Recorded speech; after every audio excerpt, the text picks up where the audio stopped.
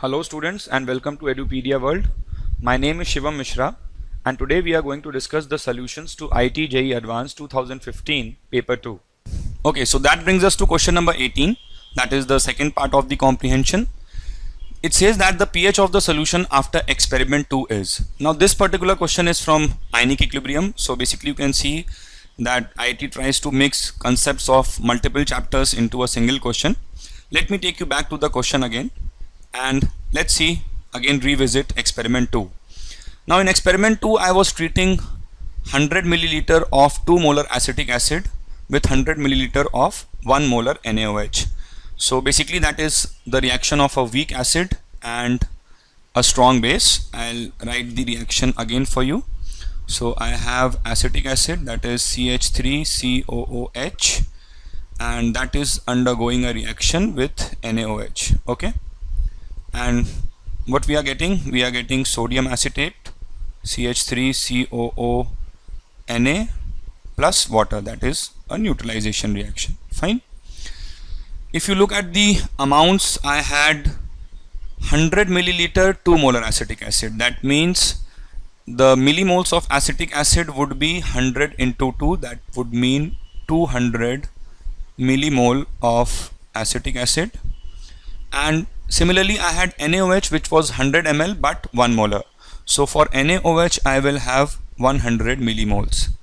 So in this case you can clearly see and acetic acid is 0 and water we need not bother about because it is in large excess.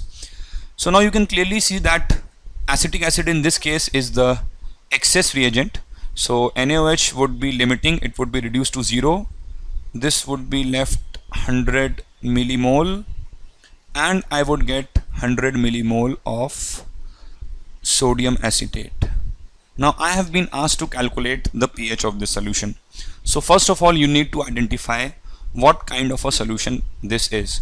So those students who are comfortable with the basic concepts of ionic will very soon and very surely understand that this is the solution of a buffer, and moreover it is an acidic buffer because it is a solution of a weak acid and its conjugate base. The weak acid over here is CH3COOH and its conjugate base is CH3COO minus. So it is an acidic buffer, and I have my standard formula for calculation of pH for acidic buffer, which is pH is equal to pKa plus log of salt, which in this case is sodium acetate, log of concentration of salt upon concentration of acid. This is the standard formula for calculation of pH of buffer. And as moreover you can see that both of them will have the same concentrations because they have the same number of moles. So basically this is the best buffer. This particular term log 1 will become 0 and my pH will simply be equal to pKa, and Ka value has been given to me as 2 into 10 to the power minus 5. So basically pKa will be minus log of Ka, that is 2 into 10 raised to the power minus 5.